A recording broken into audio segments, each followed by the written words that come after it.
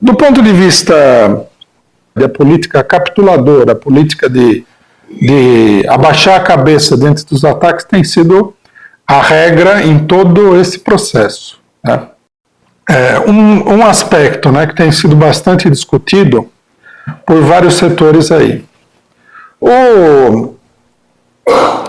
Vários setores da esquerda levantaram que a eleição em si, né, era a luta da civilização contra a barbárie. E a gente escutou assim a exaustão a ideia de que o que acontecerá no voto é que vai definir o destino do país. Então nós estamos aí sob uma ameaça fascista, mas bastaria uma boa eleição para que o fascismo desaparecesse no ar. Nós já explicamos aqui inúmeras vezes que a luta contra o fascismo ou a imposição do fascismo sobre a população não tem nada a ver com nenhuma eleição. Ela pode se dar por meio das eleições como uma aparência. Mas o fascismo, no final das contas, é um golpe de Estado. Né? Vamos repetir aqui algumas coisas que, para quem já ouviu, já é chover no molhado, mas para quem não ouviu é importante. Se nós pegarmos aí, né, os dois principais casos em que o fascismo teria chegado ao poder pela via eleitoral, que é o caso da Alemanha de Hitler e a Itália de Mussolini, né, é só estudar um pouquinho mais a situação, né, porque muita gente discute com base assim, em vagas informações sobre o que aconteceu.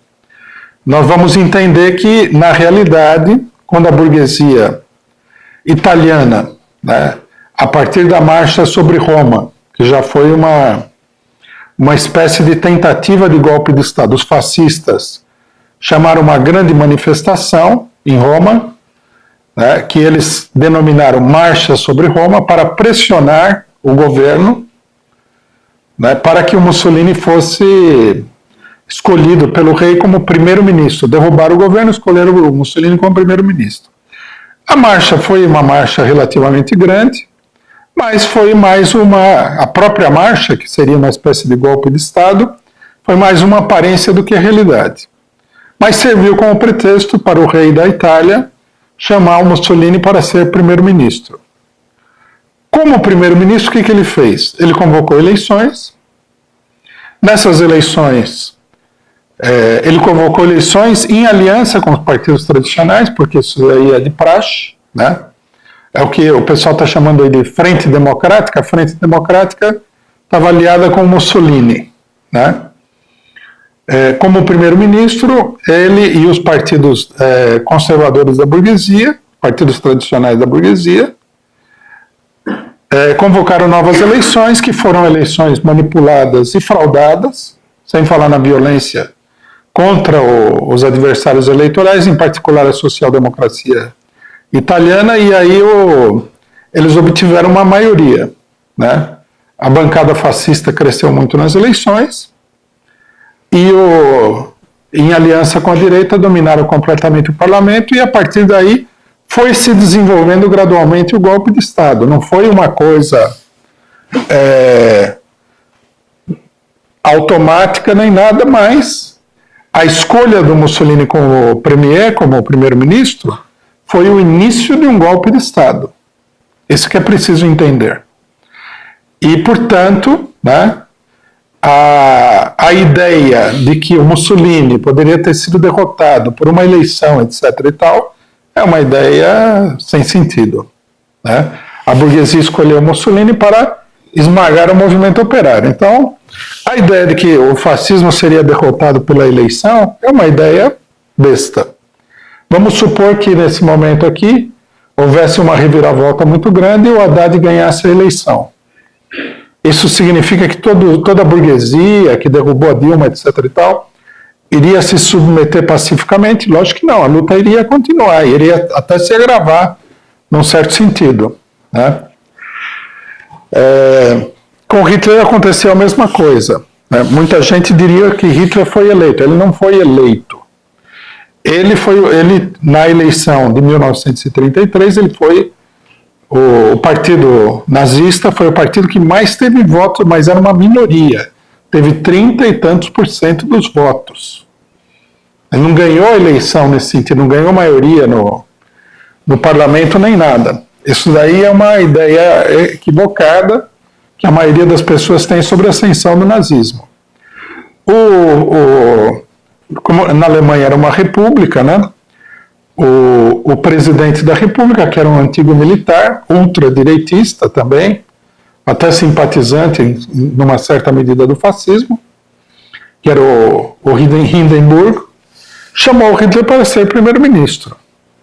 Né? Isso foi entendido pelas cabeças pensantes do movimento operário na época como sendo também o sinal, não que fosse o fato fundamental, mas o sinal de que estava em marcha o golpe de Estado fascista. Trotsky, por exemplo, que acompanhou a situação muito de perto, falou: se Hitler chegar ao poder, esse fato tem que ser respondido por uma mobilização revolucionária da classe operária alemã, que não aconteceu porque o Partido Socialista era totalmente capitulador e colaborador com a burguesia e o Partido Comunista era extremamente confuso e também capitulador. Mas vejam vocês, o processo fundamental não foi eleitoral, foi o golpe de Estado. É como o golpe de 64. Né? Vamos supor que o Bolsonaro seja o Hitler brasileiro. Se ele é o Hitler brasileiro e ele está chegando ao poder, não é por causa da eleição. Ele está chegando ao poder porque a burguesia apoia ele. Se a burguesia apoia ele, então isso quer dizer que a eleição já está montada para ele chegar ao poder. Não é com nenhuma eleição que você vai derrubar o Hitler. Nós estaríamos diante, e nós estamos de fato, mas precisaria ser explicado com um pouco mais de detalhe, da continuação e o aprofundamento do golpe de Estado, pura e simplesmente.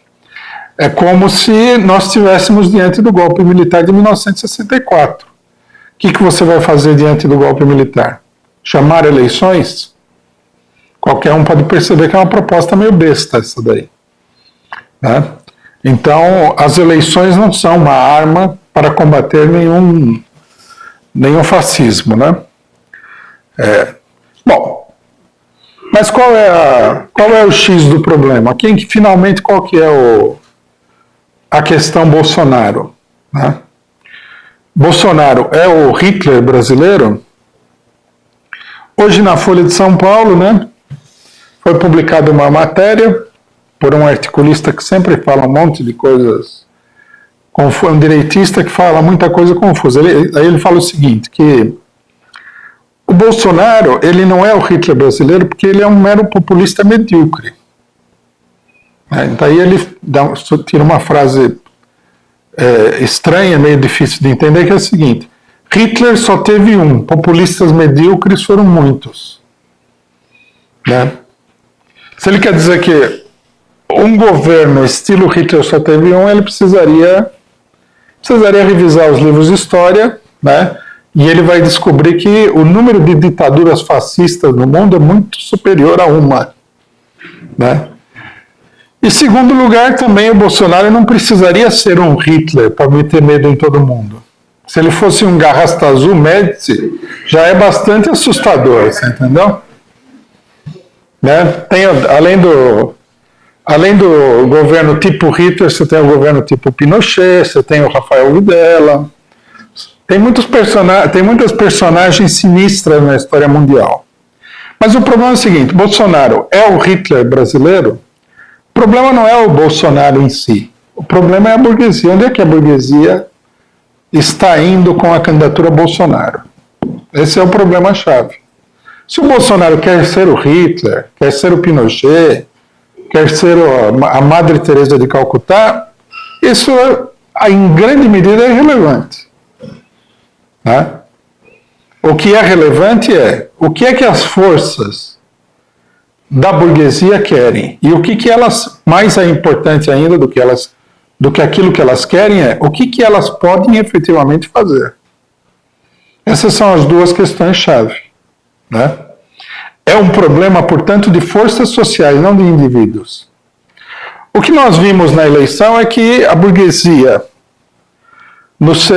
está dividida, esse é um dado que a gente não pode deixar de lado, né? Essa divisão se expressou na candidatura Bolsonaro, que não era uma unanimidade, né? O próprio capital financeiro internacional apontou Bolsonaro como sendo uma ameaça.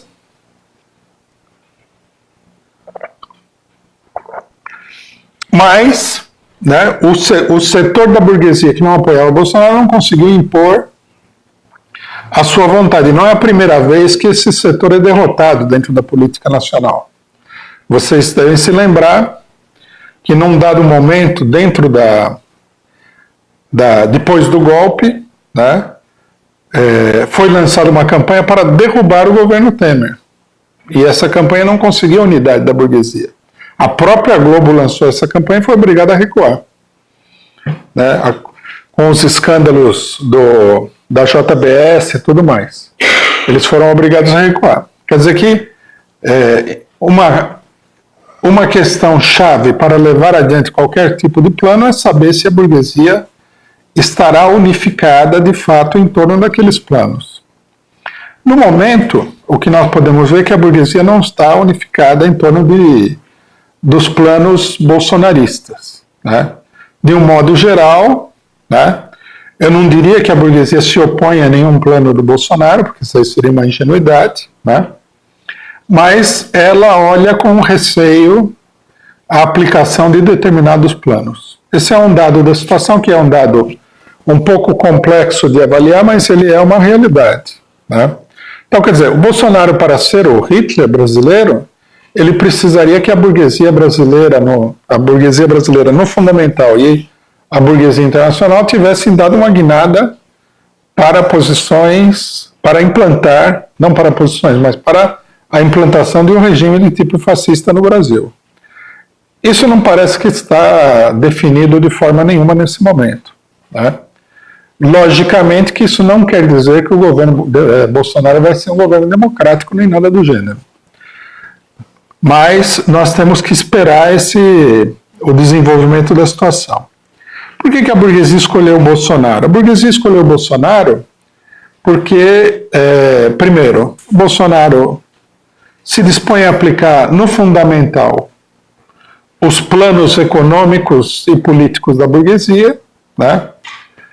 E, portanto, ele é um instrumento útil para o que a burguesia pretende fazer. Em segundo lugar, porque todo um setor digamos assim, economicamente secundário, mas grande da burguesia brasileira, lançou-se no apoio ao Bolsonaro, dividiu a frente burguesa e eles não conseguiram unificar tudo isso.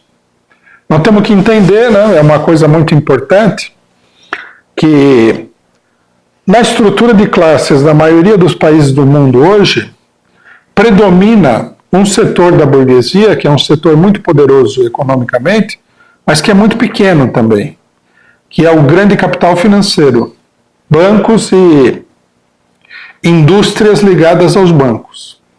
Esse setor, devido ao seu poder econômico, o seu controle sobre o regime político, sobre os meios de comunicação, não podemos ver que os meios de comunicação, embora eles estejam apoiando Bolsonaro na eleição, eles não são bolsonaristas propriamente dito.